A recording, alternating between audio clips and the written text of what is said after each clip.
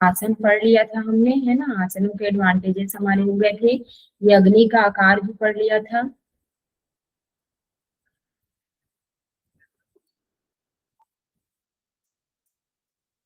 अब इसके बाद हाँ, ये यहाँ पर एक चीज आप लोगों को बताना था। ये जो मानव देह की माप है, ये क्या है, हम लोग 96 अंगुल पढ़े हैं, है ना, 96 अंगुल। और उसके बाद इसमें प्राण का माप है वो 12 अंगुल करके बताया गया है ना, इसमें 12 अंगुल लिखा गया है, लेकिन वो प्राण का माप क्या है, जो हमारे देह का माप है उससे 96 अंगुल अधिक है। मैं इसको अपडेट कर दूंगी एक बार, है ना। तो 96 प्लस 12 करेंगे तो जितना आएगा वो होगा हमारे प्राण का माप, है ना। एक बार इसको आप लोगों को मैं अ, दिखा देती हूँ इसमें ओपन करके। चलिए, ओपन नहीं हुआ है लेकिन इसका वैसी है, मैं आप लोगों को भेज दूंगी एक बार। चलो, कंटिन्यू करते हैं हम लोग। ये यहाँ तक हमने पढ़ लिया था, कंद के स्थान तक। अब हम पढ़ेंगे कुंडली के 8 लपेटों के बारे में। तो कुंडली को अष्ट प्रकृति स्वरूपा बतलाया गया है। और इसके अलावा अष्टधा प्रकृति के बारे हमने किसमें पढ़ा था? योग कुंडली योग बीज में मैम 8 लपेटे तो। हाँ, योग कुंडली उपनिषद में भी अष्टधा योग प्रकृति के बारे में बोली चूड़ामणि है। में, योग चूड़ामणि में भी, हाँ जी योग चूड़ामणि में है। जी, अच्छा, उसमें भी ठीक है, 8 शायद मैं कंफ्यूज हो रही हूँ, आप लोग एक बार कंफर्म कर लीजिए, है ना, कि योग चूड़ामणि में है कि योग कुंडली उपनिषद में है। मैसेज टाइप कर दीजिएगा उसको। चलिए, तो कंद के चारों तरफ आवृत्त करके उसके पीछे में स्थित है। तो ये कुंडली को अब कहाँ स्थित है करके बोला जा रहा है, कंद के चारों तरफ आवृत्त करके, मतलब उसको लपेट करके उसके पीछे में स्थित है। अब बताइए कंद कहाँ पर स्थित है? कोई मैम भी एक माइक ओपन स्वादिष्ठान, करके दीजिए आंसर। स्वादिष्ठान और मूलाधार चक्र के के बीच मध्य में बताया गया। हाँ जी। सॉरी, मेरे को वॉइस नहीं आ रही है आपकी, एक बार जोर से बोलिए। मैम मूलाधार स्वादिष्ठान चक्र, और स्वादिष्ठान मूलाधार के के बीच में मध्य। मैम। हाँ, चलिए, ठीक है। अब उसके बाद इसमें नाड़ियों की चर्चा की गई है कि 72,000 पीपल के पत्ते के समान हमारे शरीर में नाड़ियां फैली हुई है। और 10 नाड़ियां सभी नाड़ियों से एक 10 नाड़ियां सभी नाड़ में, मतलब ये जो 10 नाड़ियां हैं वो कंध से शुरू होकर अलग अलग अंगों तक जाती है। तो इससे पहले भी हमने 72,000 नाड़ियों की चर्चा पढ़ी थी किस उपनिषद में? चूड़ामणि में मैम, शायद योग चूड़ामणि। योग चूड़ामणि उपनिषद में भी 72,000 नाड़ियों की चर्चा की गई है। लेकिन इसमें याद रखेंगे कि पीपल के पत्ते के समान, देखिए जैसे ये पीपल का पत्ता है, तो इसमें एक मिनट, इसमें होगा मे भी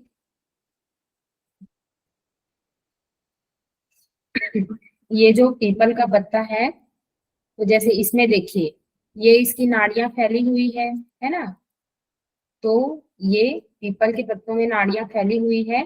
ठीक उसी तरह से इसमें जो हमारे शरीर में जो कुंडली है ना, सॉरी नाड़ियां हैं 72,000, वो फैली हुई है। और उसमें से जो 10 प्रमुख नाड़ियां कही गई हैं वो कंध से शुरू होकर के अलग अलग अंगों तक जाती है।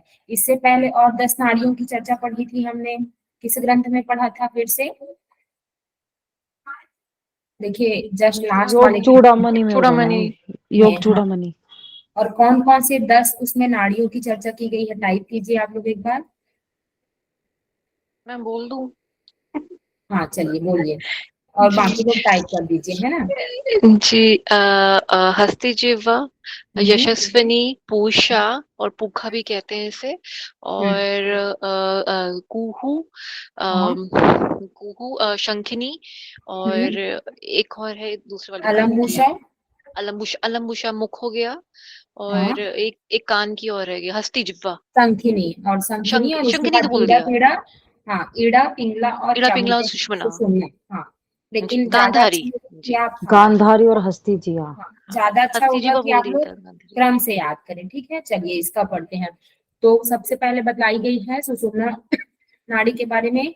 तो कंध के बीच में जो ऊपर की ओर जाती है, देखिए एंट्री मत दीजिए करके मैं पहले से ही बोल के रखी हूँ, जो एंट्री देगा ना उसको रिमूव कर दूंगी मैं। जी मैम, नो हाँ, मैम चलिए। नहीं दे रहे। हाँ, चलिए, ठीक है। 8 मतलब सॉरी, सुषुम्ना है तो कंध के बीच में जो ऊपर की ओर जाती है उसको कौन सी नाड़ी बोलते हैं? सुषुम्ना। फिर उसके बाद वैष्णवी, इसको क्या बोला गया है? और अन्य नाम ब्रह्म नाड़ी।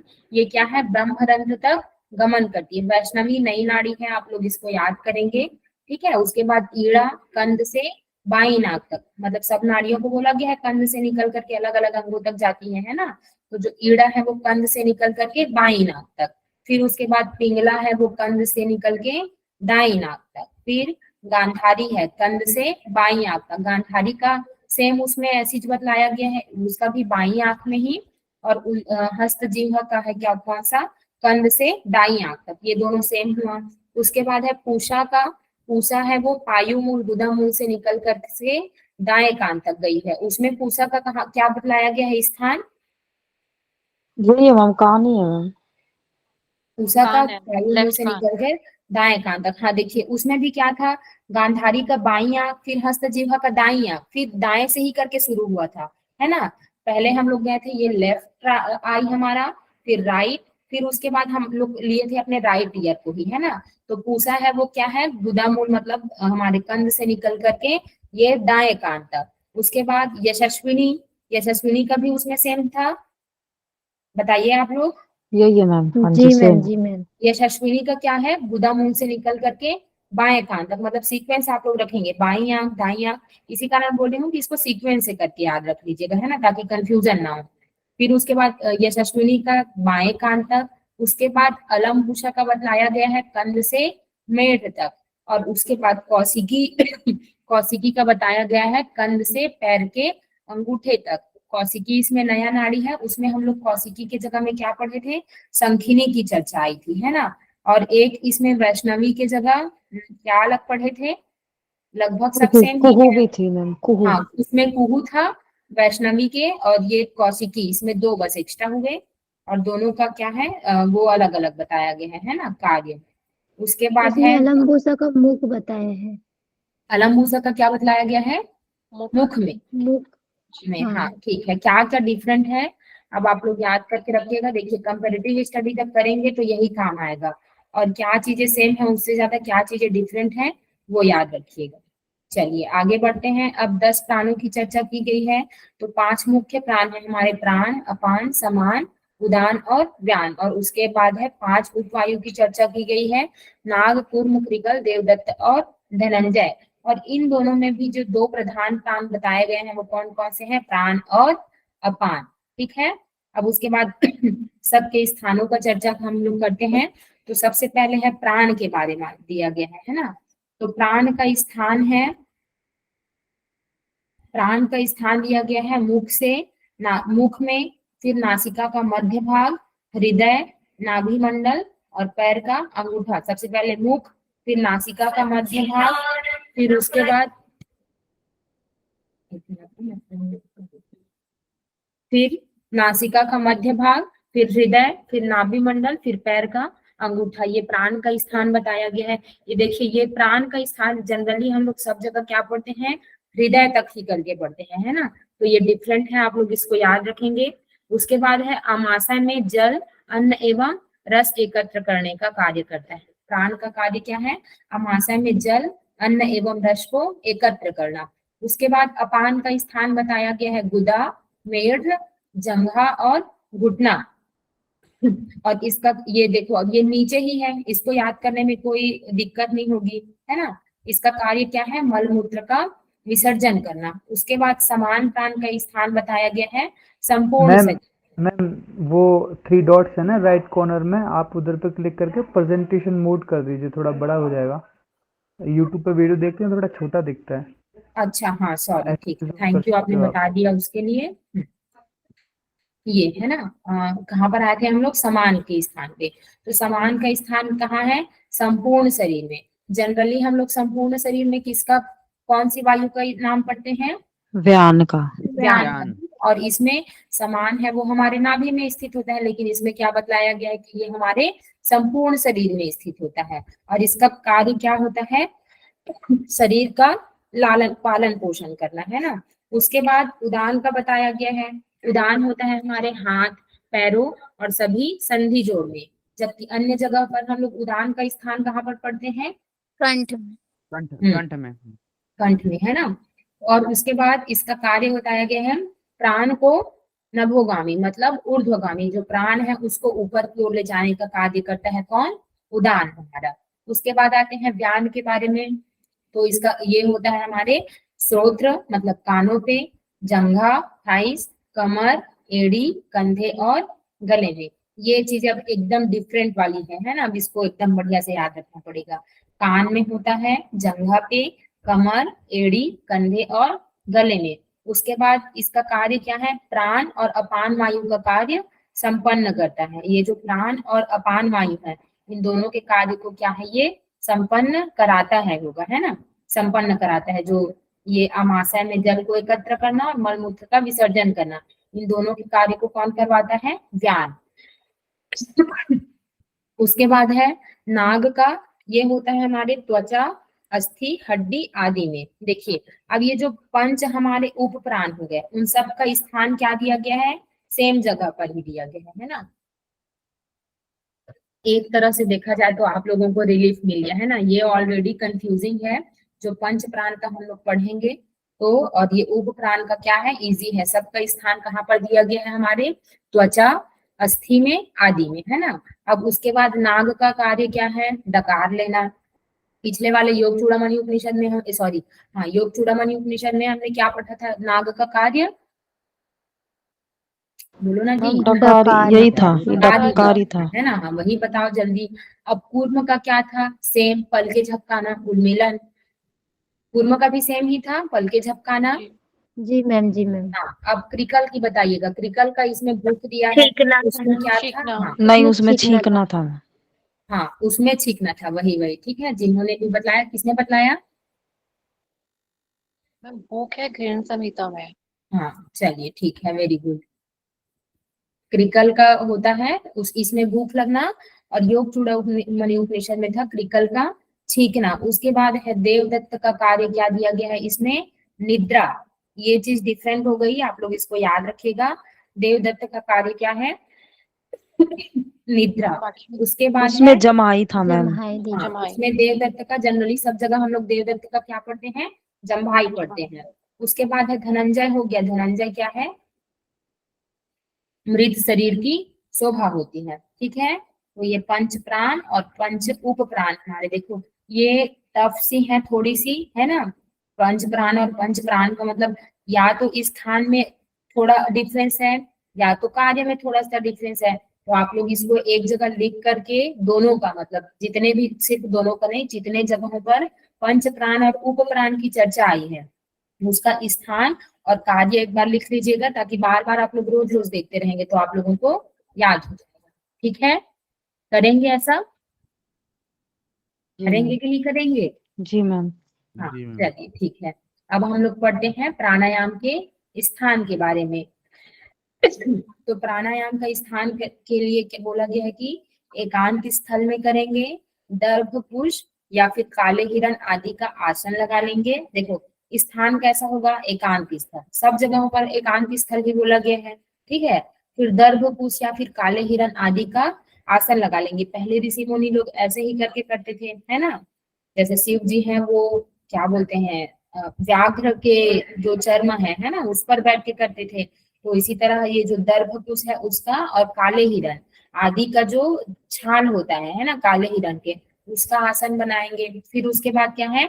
दोनों ओर अंग समान न हो जाए तब तक आसन करेंगे। मतलब समत्व की स्थिति लानी है हमको। किसी भी आसन में बैठ रहे हैं तो दोनों ओर से अंग समान हो जाए तब तक क्या करना है हम लोगों को? आसन करना है। उसके बाद चौथा बतलाया गया है कि यथा रुचि स्वास्तिक आसन, मतलब कंपल्सरी नहीं बोला गया है ना। यथा रुचि क्या करने के लिए बोला गया है? स्वास्तिक आसन। उसके बाद अब प्राणायाम का स्थान, प्राणायाम का अभ्यास। तो आसन लगाकर क्या करना है? शरीर को सीधा करके बैठ जाना है। सब जगहों पर यही बोला गया है ना। पहले आपको क्या करना है? आसन सिद्ध करना है। फिर आसन के पश्चात क्या करना है? प्राणायाम का अभ्यास, है ना। तो पहले क्या करेंगे? आसन लगाकर शरीर को सीधा करके बैठ जाएंगे। फिर नासिकाग्र दृष्टि होगी हमारी। फिर दांतों को दांतों से स्पर्श नहीं करना है, दोनों दांत हमारे आपस में टच नहीं होने चाहिए। फिर जो हमारा जिह्वा है उसको तालू से लगाएंगे। ऊपर की ओर जो मोड़ करके बैठते हैं ना, खेजड़ी मुद्रा जब हम लोग लगाते हैं, तो उस तरह से जो जिह्वा है उसको क्या लगाएंगे, तालु से लगाएंगे। फिर उसके बाद स्वस्थ चित्त एवं निरामय भाव लाएंगे। स्वस्थ चित्त मतलब हमारा चित्त स्वस्थ होना चाहिए, और निरामय मतलब किसी भी प्रकार की चिंता इत्यादि तनाव का जो भाव है उसको मन में नहीं लाना है। फिर उसके बाद सिर को आकुंचित करेंगे, मतलब जालंधर बंध लगाएंगे। उसके बाद योग मुद्रा में हाथों को आबद्ध कर लेंगे। ठीक है, इस पर अब देखिए योग मुद्रा की चर्चा हो गई और जालंधर बंध की। और उसके पश्चात रेचक, पूरक, कुंभक, रेचक की क्रिया करनी चाहिए। कौन आया अभी क्लास में?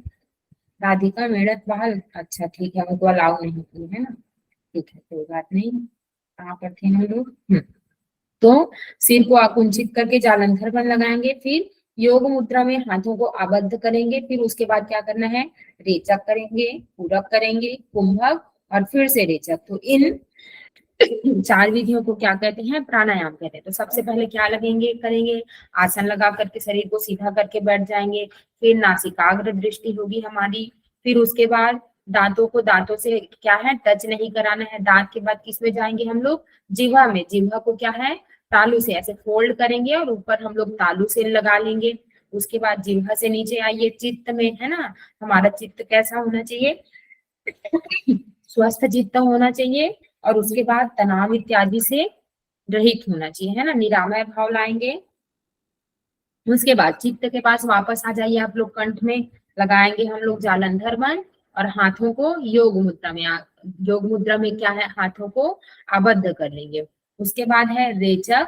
पहले रेचन करेंगे, मतलब एक्सेल करेंगे। पहले सांस जो है उसको एक्सेल करेंगे, फिर उसके बाद इनहेल, फिर होल्ड करेंगे, फिर उसके बाद अगेन हम लोग एक्सेल कर देंगे। तो इस तरह से हमको प्राणायाम का अभ्यास करना है। सॉरी। तो इन 4 विधियों को क्या कहते हैं, प्राणायाम कहते हैं। अब उसके बाद प्राणायाम की 4 विधि यही जो बताई गई है। पहले क्या करना है, रेचक करना है, फिर पूरक करना है, फिर कुंभक करना है और फिर से रेचक करना है। ये है हमारी 4 प्राणायाम की विधि कही गई है। तो करना कैसे है, सबसे पहले रेचक करेंगे तो हम लोग क्या है, पिंगला से हम एक्सेल करेंगे, है ना। एक मिनट, पिंगला से क्या है, हम लोग रेचक करेंगे। फिर उसके बाद पूरक इनहेल करेंगे बाई नासिका से, फिर कुंभक करेंगे और फिर हम लोग क्या कर देंगे, दाई नासिका से ही रेचक कर देंगे। तो रेचक करेंगे, उसके बाद जब हम बाई नासिका से पूरक करेंगे तो 16 मात्रा तक उसका पूरक करना है। फिर 16 से 4 गुना ज्यादा, मतलब 64 मात्रा तक उसको होल्ड करेंगे और 16 का दुगना 32 मात्रा तक क्या करना है हमको, फिर से रेचक करना है ना। तो यहाँ पर 1:4:2 का अनुपात, ठीक है। ये प्राणायाम का यहाँ पर रेशियो बतलाया गया, सॉरी मतलब 16:64:32, ठीक है। तो इस तरह से हमको प्राणायाम करना है। उसके बाद इसका समय बतलाया गया है कि 20-20 बार करके करना है ना, और 4 बार करना है। तो इस प्रकार एक दिन में हम 80 बार प्राणायाम का अभ्यास करेंगे। तो कौन कौन से 4 बार दिया गया है, प्रातः काल, मध्याह्न काल, सायंकाल और अर्धरात्रि। सेम और ऐसा किसमें दिया गया है, हठ प्रदीपिका। हठ प्रदीपिका मैम। हठ प्रदीपिका में दिया गया है। वेरी गुड पूनम जी और संध्या जी। चलिए इसमें थे, है ना। फिर उसके बाद अब प्राणायाम का फल दिया गया है कि तो एक दिन से जब हम लोग एक दिन हम लोग अभ्यास करते हैं तो पापों का समन हो जाता है। और 3 वर्ष तक नियमित अभ्यास करते हैं तो क्या है, वायु को जीत लेते हैं, इंद्रियों को जीत लेते हैं, अल्पाहारी, स्वल्प निद्रा, तेजोमय और बलवान हो जाते हैं, ठीक है। उसके बाद है प्राणायाम के प्रकार। सॉरी, एक बार फल को और रिपीट कर लेते हैं। तो प्राणायाम का लाभ क्या दिया गया है, एक दिन अभ्यास करते हैं तो पापों का समन हो जाता है। नियमित रूप से 3 वर्ष तक अभ्यास कर लेते हैं तो वायु को जीत लेते हैं, ठीक है। फिर इंद्रिय जीत हो जाते हैं, सारी इंद्रियों पर हम विजय प्राप्त कर लेते हैं ना। उसके बाद अल्पाहारी हो जाते हैं, स्वल्प निद्रा मतलब ये निद्रा हमको कम आती है, ठीक है, और तेजोमय और बलवान हो जाते हैं। उसके बाद दिया गया है प्राणायाम तेजोमय का के मतलब क्या प्रकार। होता है मैम? हाँ, तेजोमय का मतलब? तेज मतलब शरीर है हमारा तेज से युक्त हो जाता है। एक ओज जो शरीर में होती है ना, तेज, जैसे तेज का हम लोग जनरली क्या कांति में, कांति में, कांति में। हाँ, देखिए धीरे से बोला कीजिए, है ना, एकदम एक साथ जोर से आया आवाज, मैं डर गई। शांतिमय का मतलब? ठीक है। तेजस्वी, हाँ ओजस्वी। ठीक है, चलिए। समझ में आया अब मेरे। उसके बाद है हाँ प्राणायाम के प्रकार। तो सबसे पहले अधम प्राणायाम दिया गया है, उसमें पसीना निकलता है। और अधम प्राणायाम हम करते हैं तो क्या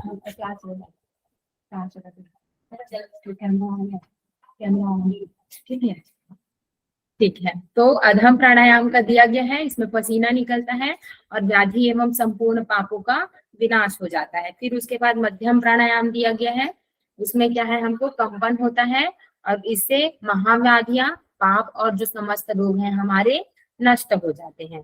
देखो इसमें अधम प्राणायाम में संपूर्ण पापों का नाश तो कर ही देगा, लेकिन जो मध्यम प्राणायाम करेंगे तो उसमें क्या होता है, कंपन होता है और महाव्याधियां, इसमें सिर्फ व्याधि नष्ट होगा। छोटा वाला प्राणायाम करेंगे मतलब अधम प्राणायाम करेंगे तो, और जब मध्यम प्राणायाम करेंगे तो उसमें क्या है, महाव्याधियां नष्ट हो जाएगी, पाप और समस्त रोग नष्ट हो जाएंगे। ठीक है, इसमें चलो रोग बस एक्स्ट्रा दे दिया गया है। फिर उसके बाद दिया गया है उत्तम प्राणायाम, है ना।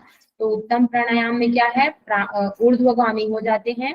ऊर्ध्वगामी का मतलब अभी जनरली अपने स्थान से उठ जाते हैं, या फिर योगी के पास वो उड़ने की शक्ति आ जाती है, ऐसा करके बोलते हैं ना। लेकिन उसका मतलब ये होता है कि केवल हम लोग जो स्थान हम लोग जहां पर से बैठे हैं वहां पर से क्या है, ऊपर उठ जाते हैं। एक मिनट,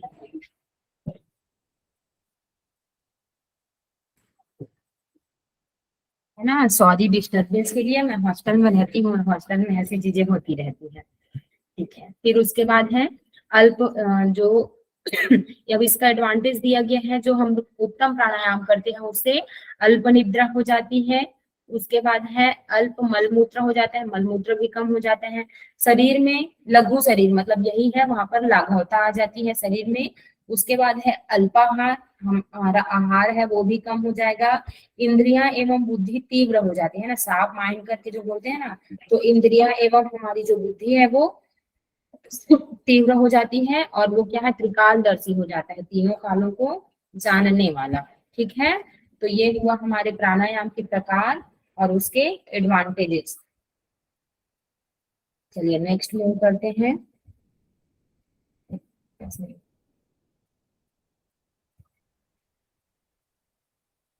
आप लोगों को स्क्रॉल होता हुआ दिख रहा है, नेक्स्ट पेज से हो रहा, एक मिनट, ये क्या है?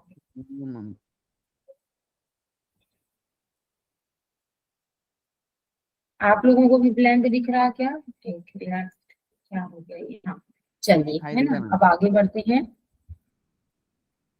अब उसके बाद दिया गया है ब्रह्म मुहूर्त में शीतली प्राणायाम, जिह्वा द्वारा वायु को खींचकर पीने से 3 मास में वाक सिद्धि प्राप्त हो जाती है। शीतली प्राणायाम कैसे करते हैं, ये होल्ड करते हैं जिह्वा द्वारा, तो इसी के द्वारा जो हम लोग ये प्रणाली की आकृति बनाते हैं उसी से क्या है, वायु को खींचते हैं।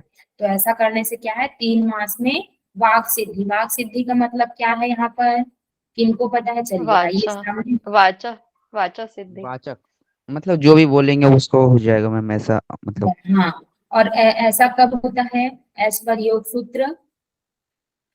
सत्य का पालन सत्य का करने से, पालन करने हाँ सत्य, क्या सत्य है का पालन सूत्र? करने से वाणी में सत्य। हाँ हाँ, क्या श्लोक श्लोक सूत्र मैम में क्या इसको बोलेंगे, डिफरेंस क्या है सूत्र का? प्रतिष्ठायाम। एक मिनट, किनको पता है? हैंड रेस, प्रतिष्ठायाम चुप रहिए सब क्रियाफल लोग। आश्रय। हाँ हैंड रेस कीजिए, सत्य किनको किनको। प्रतिष्ठायाम। हाँ चलिए ठीक है, सत्य प्रतिष्ठायाम क्रियाफलाश्रय, तो मतलब जो नहीं भी हुआ है उसका फल देने की शक्ति आ जाती है, मतलब वो एक तरह से क्या हुई हमारी वाक सिद्धि, है ना। चलिए वेरी गुड, अच्छा पढ़ रहे हैं आप लोग, है ना। उसके बाद है, और इसमें क्या बोला गया है, 6 मास में ही महारोग से मुक्ति मिल जाती है। अब देखो ये बेचारा जो प्राणायाम था, अधम प्राणायाम, उससे रोग तो नष्ट नहीं हुआ, तो मध्यम प्राणायाम है वो समस्त रोग को तो नष्ट कर दिया। अब उसके बाद जो अल्टीमेटली जब इसका लाभ बताया गया तो क्या बोला गया कि 6 मास में महारोग से भी आपको क्या है, मुक्ति मिल जाती है। ठीक है, तो ये हुआ हमारे प्राणायाम का फल। ठीक है, ये इसी का है, ब्रह्म मुहूर्त में जो शीतली प्राणायाम हम जो करते हैं ना, तो 3 मास में वाक सिद्धि मिल जाती है और 6 मास में ही महारोग से मुक्ति मिल जाती है। ठीक है, अब उसके बाद है प्राणायाम के बाद दिया गया है प्रत्याहार की चर्चा, है ना। चलिए, उसमें क्या कहा गया है प्रत्याहार के बारे में, क्या होता है? जो योग चूड़ामणि उपनिषद है हमारा, उसमें प्रत्याहार के बारे में क्या बोला गया है? क्या बोला गया है प्रत्याहार के बारे में? इंद्रियों को विषयों से दूर रखना। इंद्रियों को विषयों से, ऐसा दिया गया है सच में? मुझे तो याद नहीं है, क्योंकि आप लोगों को याद है ना? क्योंकि मैं पढ़ाई वो करने के बाद अभी क्या है, भूल जाती हूँ, है ना? एक्सप्लेन करने के टाइम तक याद रहता है, मैं सारी चीजें याद नहीं रहती हैं। क्या दिया गया है प्रत्याहार का? क्या बोलते हैं डेफिनेशन? मैम मानसिक चूड़ामणि में विकार तो दूर कॉमन होते ही हैं मैम। दिया है। हाँ, मानसिक विकार दूर होता है, दोनों ये भी में बताया चित्त था का आपने। अंतर्मुखी भाव ही क्या है? प्रत्याहार है। चलिए ठीक है। एक स्थल से दूसरे मर्म स्थल को खींचना भी क्या है? प्रत्याहार कहलाता है। तो अब इसमें देखिए, प्रत्याहार का दो हम लोगों को डेफिनेशन बताया गया है कि चित्त का अंतर्मुखी भाव ही क्या है? प्रत्याहार कहलाता है। उसके बाद है एक स्थल से दूसरे मर्म स्थल को खींचना क्या है? प्रत्याहार कहलाता है। मर्म स्थल तो बोल दिया, अब ये मर्म स्थल कौन कौन से हैं उसको बतलाया गया। इसके अलावा मर्म स्थल की चर्चा किसमें की गई है? बोलिए बोलिए। वशिष्ठ संहिता। वशिष्ठ संहिता। बताइए कि संहिता। पता है? वशिष्ठ संहिता, ठीक है। और शिव संहिता में नहीं किया गया है मर्म स्थल की चर्चा? बोलिए। नहीं, बस वशिष्ठ संहिता में है। शिव संहिता पढ़ा है आप लोगों ने कि नहीं पढ़ा है? मैम नहीं पढ़ा अभी। नहीं है। अच्छा, शिव संहिता अभी हुआ नहीं है? उसमें 16 आधार या फिर जो हमारे 18 मर्म स्थल है, मुझे 18 मर्म स्थल ही याद आ रहा है, तो 18 मर्म स्थल की चर्चा उसमें भी की गई है ना? अब उसके बाद देखते हैं पैर का। तो सबसे पहले अब जो हमारे मर्म स्थल है, तो नीचे से शुरू करते हैं ना, इसमें सीक्वेंस भी अलग है, तो एकदम ध्यान से पढ़ेंगे। तो सबसे पहले क्या आता है हमारे पैर का? अंगूठा, फिर उसके बाद एड़ी, फिर जांघ का मध्य भाग। चलिए, सबसे पैर का अंगूठा, फिर एड़ी, फिर उसके बाद क्या दिया गया है? जांघ का मध्य भाग, उसके बाद गुदा का मूल भाग। 4 हुआ। अब गुदा के मूल भाग के बाद डायरेक्ट हम लोग यहाँ पर आ जाएंगे हृदय में। ये हुआ हमारा 5वां मर्म स्थल। अब हृदय के बाद पुनः हम लोग नीचे जाएंगे और उसके बाद किस में आ जाएंगे? उपस्थ में। ये हुआ हमारा 6 की उसमें करके हम लोग याद करते हैं ना। पैर का अंगूठा, फिर एड़ी, फिर जांघ का मध्य भाग, फिर उसके बाद गुदा का मूल भाग। अभी सीक्वेंस याद है, अब यहाँ पर से सीक्वेंस चेंज। उसके बाद आ जाएंगे हम लोग हृदय में। हृदय के बाद कहाँ चला जाएगा? हृदय के बाद, अरे बोलिए भाई, उपस्थ में, है ना? ये हुआ 6वां हमारा उपस्थ। फिर उसके बाद 7वां है। फिर से अब ये आगे बढ़ते हैं। उपस्थ के बाद क्या आ जाएंगे हम लोग? देह मध्य, ठीक है। और देह मध्य के बाद कहाँ आएंगे?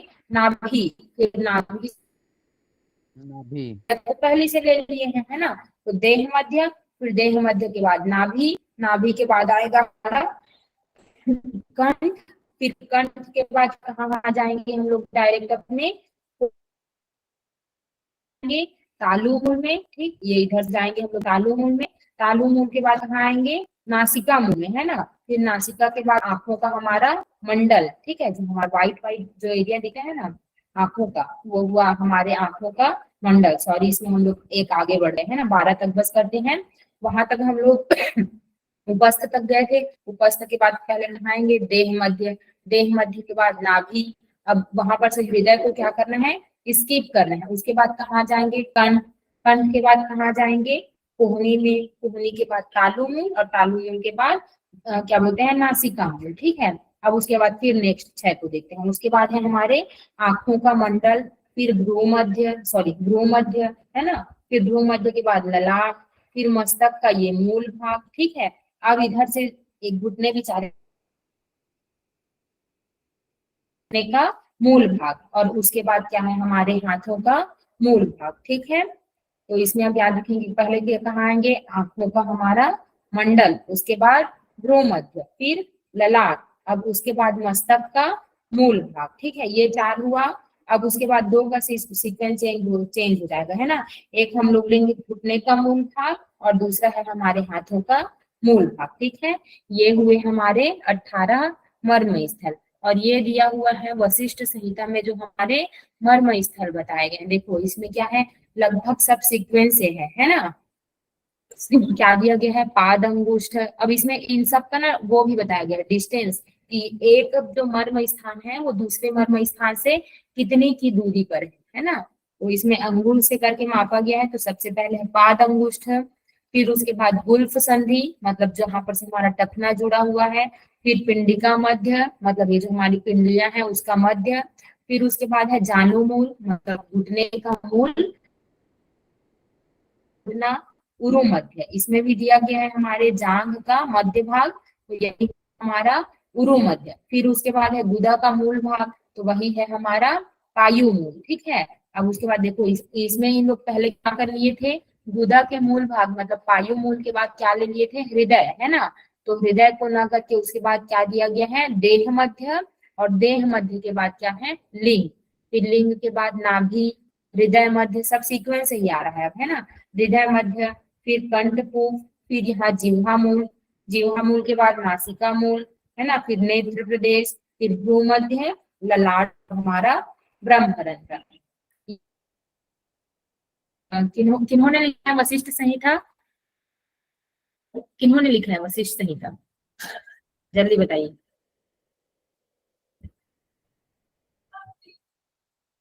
वशिष्ठ नहीं लिखा होगा रे। पढ़े नहीं है महर्षि क्या आप लोग? वशिष्ठ।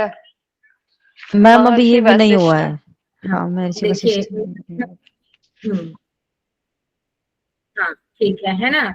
तो उन्होंने जैसा भी लिखा है सही किया है। ये जो क्या बोलते हैं, भगवान आदित्य ने जो त्रिशिखी ब्राह्मण थे हमारे, है ना, उनको इतना ज्यादा घुमा फिरा के बताया है ये 18 मर्म स्थल, और वशिष्ठ जी ने बढ़िया किया है कि सीधा सीधा बता दिया है, ठीक है। फिर उसके बाद है हमारे प्रत्याहार के बाद क्या आती है, धारणा, है ना। तो धारणा के बारे में कहा गया है कि चित्तस्य निश्चली भावो धारणा धारणम विदुः। तो जो चित्त का निश्चल या अचल भाव धारण कर लेना है क्या है, धारणा है। फिर उसके बाद है यम आदि मनसो धारणम युक्तस्य च यमादिभिः धारणा सा च संसार सागर उत्तारणम, है ना। तो यम आदि के द्वारा मन का धारण मतलब एकाग्र करना ही क्या कहलाता है, धारणा कहलाता है। इसमें दो डेफिनेशन, इससे पहले भी प्रत्याहार में क्या है, दो डेफिनेशन दी हुई थी, है ना। चित्त का अंतर्मुखी भाव प्रत्याहार कहलाता है, और एक मर्म स्थल है उसको दूसरे मर्म स्थल से खींचना भी क्या कहलाता है, प्रत्याहार कहलाता है ना। वैसे ही इसमें धारणा का दिया गया है कि चित्त का अचल भाव धारण कर लेना धारणा है, और उसके बाद है यम आदि के द्वारा मन का एकाग्र करना है क्या है, धारणा कहलाता है। अब उसके बाद धारणा का फल दिया गया है कि संसार है वो मतलब मनुष्य है वो संसार रूपी, ये ठीक है। धारणा से क्या है, संसार रूपी सागर से पार हो जाता है, ठीक, ये है ना, संसार रूपी सागर से पार हो जाता है। फिर उड़ गया ये, हाँ चलिए ठीक है। अब उसके बाद एक मिनट पीछे आ गई ना मैं, ये अब दिया गया है इसमें पंचतत्व धारणा के बारे में। इससे पहले और किसमें पढ़ा है आप लोगों ने पंचतत्व धारणा के बारे में? घेरंड संहिता। घेरंड संहिता। और किसी ग्रंथ में भी नहीं आया है पंच धारणा के बारे में? गोरक्ष संहिता में है शायद। चलिए ठीक है ना, आगे बढ़ते हैं हम लोग। तो पंच तत्व धारणा के बारे में दिया गया है। तो देखो ये तत्व हुआ, नीचे से करके आए हैं हम लोग, है ना। पृथ्वी, पृथ्वी के बाद जल, फिर अग्नि, वायु और आकाश। और उसके बाद जो घेरण संहिता में जो दिया गया है ना वो इधर आकाश वाले से करके दिया गया है ना। तो अब जो पृथ्वी है वो क्या है, पैर से घुटने तक इसका, अब शरीर में अलग अलग जगह पर क्या है इसका स्थान बदलाया गया है ना। तो सबसे पहले क्या दिया गया है कि पैर से घुटना तक, ये कौन सा हमारे पृथ्वी तत्व का स्थान है। इसका रंग कौन सा होता है, पीला।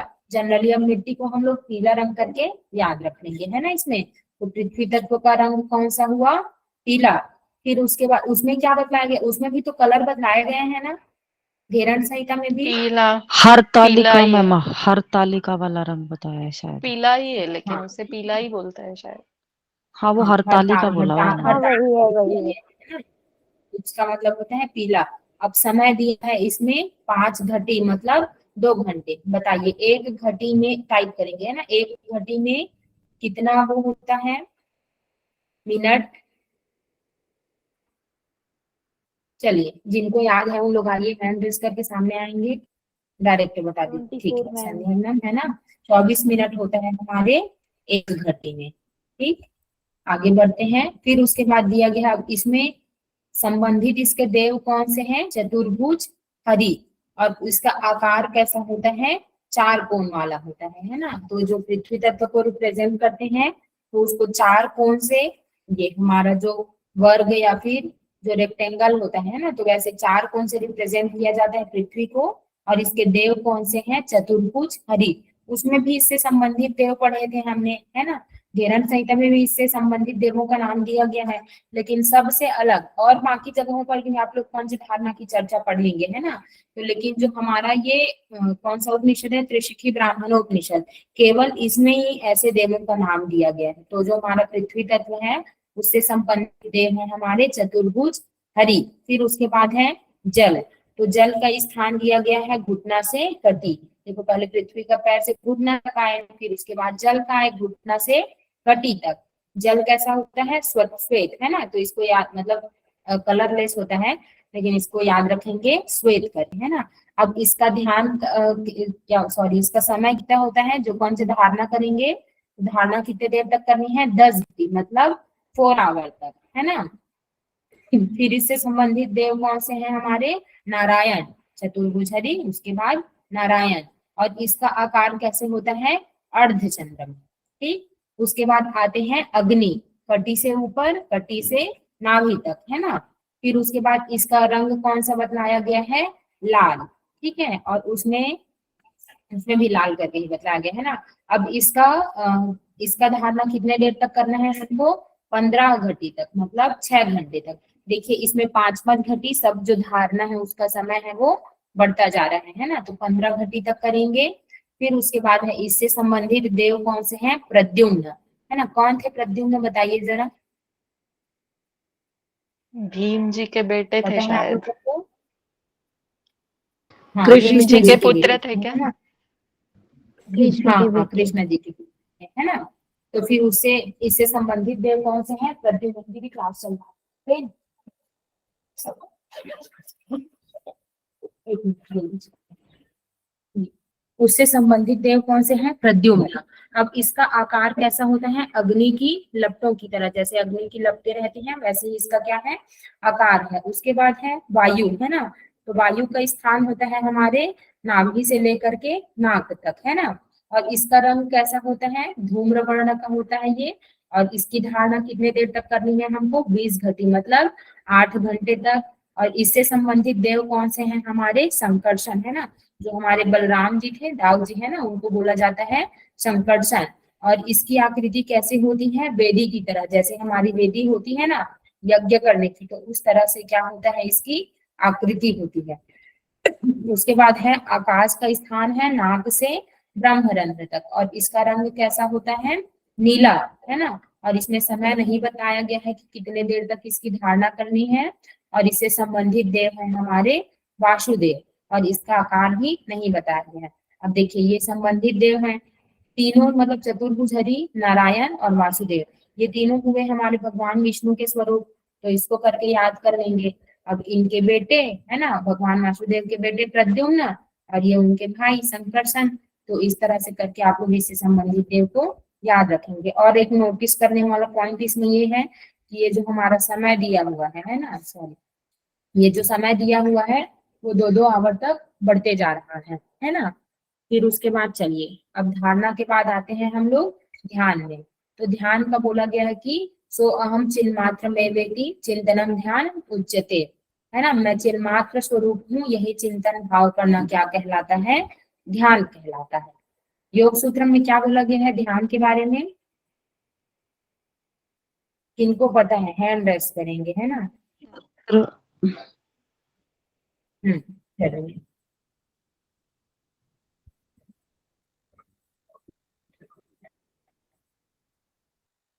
योगी बलराम, नया नाम। चलिए योगी बलराम जी आप आइए सामने, मैं आपको नहीं पहचानती, है ना? लाला राम है या फिर बलराम जो भी हो, है ना? क्या बोला गया है ध्यान के बारे में? तत्र प्रत्येगात्मता ध्यानम्। हाँ, क्या है उसका रेफरेंस नंबर? रेफरेंस बोलने नंबर क्या है उसका? नहीं। विभूतिपाद का दूसरा। चलिए, विभूतिपाद का दूसरा है ना। तीसरे चलिए, का वेरी दूसरा। गुड। हाँ, ठीक है, चलिए आगे बढ़ते हैं, है ना। अब उसके बाद दिया गया है इसमें ध्यान की विधि। तो सबसे पहले क्या करना है हमको? योगासन में बैठ जाना है। योगासन ही थे, हमने जो 17 आसन पढ़े थे उसमें था, इसका नाम की नहीं था? अरे 17 आसन हाँ पढ़े हैं मैम, ना इसमें? हाँ हाँ मैम, था हाँ मैम, हाँ योगासन था ना। चलिए, तो सबसे पहले क्या करना है? योगासन में बैठ जाना है। फिर उसके बाद हृदय प्रदेश में हृदय की विशेष आकृति का क्या करना है? चिंतन करना है। अब हृदय की जो आकृति है, विशेष आकृति बतलाई गई है, उसका हृदय में उस आकृति का चिंतन करेंगे। फिर हम लोग करेंगे नासिकाग्र दृष्टि। फिर जिह्वा को तालु से स्पर्श कराएंगे। अब दांतों का धातु से क्या है? स्पर्श करेंगे।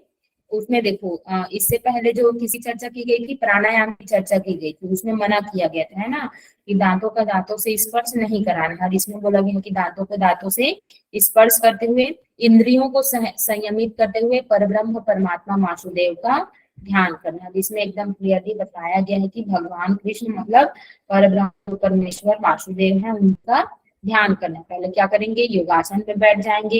हृदय प्रदेश में हृदय की विशेष आकृति का चिंतन करेंगे। उसके बाद नासिकाग्र दृष्टि, फिर जिह्वा को तालु मुंह से स्पर्श कराएंगे और दांत है वो आपस में एक दूसरे से स्पर्श करते रहेंगे। फिर इंद्रियों को संयमित करते हुए किनका ध्यान करना है आपको? भगवान वासुदेव का। ठीक है। अब इस ध्यान का फल क्या होता है कि 1 प्रहर मतलब 3 घंटे तक क्या है? कुंभक करते हुए जो योगी परब्रह्म वासुदेव का ध्यान करता है, उसका 7 जन्मों से पाप नष्ट हो जाते हैं ना। कितने देर तक करते हैं? तो 3 घंटे। 1 प्रहर, है ना, मतलब 3 घंटे तक करते हैं। तब उसका कुंभक करते हुए जो योगी परब्रह्म वासुदेव का ध्यान करता है, उसका क्या है? 7 जन्मों में पाप नष्ट हो जाते हैं। अब ध्यान के बाद दिया गया है उसकी अवस्था का वर्णन, है ना। तो जागृत अवस्था, स्वप्न अवस्था, सुषुप्त अवस्था और तुरीय अवस्था, है ना। इससे पहले भी हमने अवस्था के बारे में पढ़ा था योग कुंडली उपनिषद में, सॉरी योग चूड़ामणि उपनिषद में। योग चूड़ामणि था। ठीक है ना। तो अब इसका स्थान क्या बताया गया है? जागृत अवस्था का नाभि से हृदय तक, ये हुआ हमारा नाभि, और यहाँ से हृदय तक, है ना, ये क्या बतलाया गया है? इसका क्या बोलते हैं? जागृत अवस्था में ये जागृत अवस्था का क्षेत्र रहता है।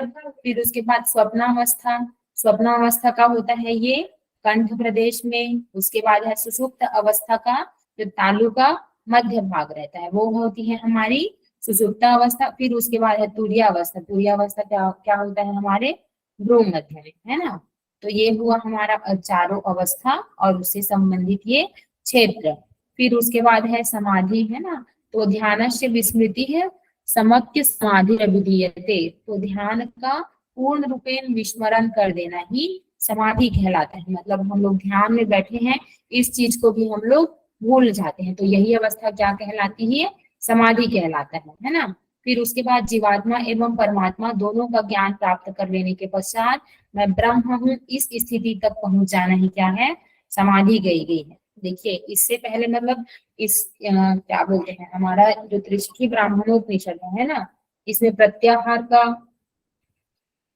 धारणा का और इसका भी दो डेफिनेशन टाइप का बताया गया, तो आप लोग याद रखेंगे, है ना। पहले में क्या बोला गया? ध्यान का पूर्ण रूप से स्मरण कर देना, ये क्या कहलाता है? समाधि कहलाता है। उसके बाद जीवात्मा एवं परमात्मा दोनों का ज्ञान प्राप्त कर लेने के पश्चात मैं ब्रह्म, इस स्थिति तक पहुंच जाना क्या कहलाता है? समाधि गई है। ज्ञान योग में यही होता है ना, मैं ब्रह्म हूँ, यही भाव हमको रखना रहता है। और इसमें तो चर्चा की ही गई है कर्म योग और ज्ञान योग की, है ना। तो ये अवस्था क्या कहलाती है? समाधि कहलाती है। तो जो योगी संसार में सुसुप्ति जैसी अवस्था में रहने लगता है ना, सुसुप्ति अवस्था में रहने लगता है, ऐसा श्रेष्ठ योगी साधक कैवल्य अवस्था को प्राप्त होता है। सुसुप्त अवस्था होती है, उसी के बाद ही तुरीय अवस्था आती है, और ये तुरीय अवस्था ही यही तो है ना मतलब समाधि और कैवल्य अवस्था से संबंधित है ना। तो सुसुप्ति जैसी अवस्था में रहने लगता है ऐसा श्रेष्ठ योगी साधु की क्या कहलाता है, कैवल्य अवस्था को प्राप्त होता है। तो इस तरह से ये हुआ हमारा त्रिशिक्षी ब्राह्मणोपनिषद कंप्लीट। इससे संबंधित आप लोगों के कोई डाउट है? चलिए मैं रिकॉर्डिंग ऑफ कर देती हूँ पहले।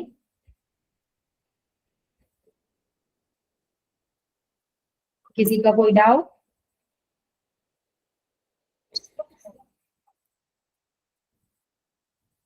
चलिए ठीक है, मैं क्वेश्चन करना चालू करती हूँ अब।